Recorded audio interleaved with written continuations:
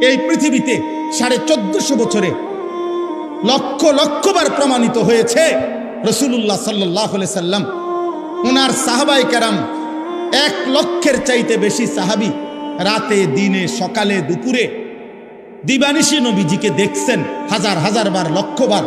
প্রত্যেকেই অকপটে সাক্ষ্য দিছেন, যতবার নবীজিকে দেখছি খোদার কসম এর চাইতে সুন্দর এই গোটা সৃষ্টিতে আর কাউকে দেখিনি। তাহলে বুঝা গেল দাড়িওয়ালা চেহারা লক্ষের চাইতে বেশি সাহাবীর দৃষ্টিতে সুন্দর, অনুসারীদের দৃষ্টিতে সুন্দর।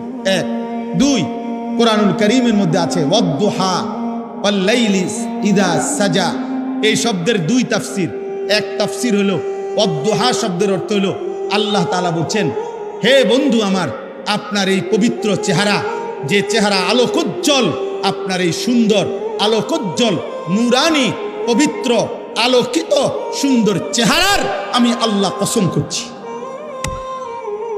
রাসূলুল্লাহ সাল্লাল্লাহু আলাইহি সাল্লামের চেহারা মুবারকের কসম আল্লাহ করছেন, তাইলে আল্লাহর কাছে এই চেহারা যদি সুন্দর না হয় তাহলে তিনি কসম করছেন কেন? আর নবী সাল্লাল্লাহু আলাইহি সাল্লামের চেহারা মুবারক দাড়িওয়ালা ছিল না দাড়িবিহীন? খালাস।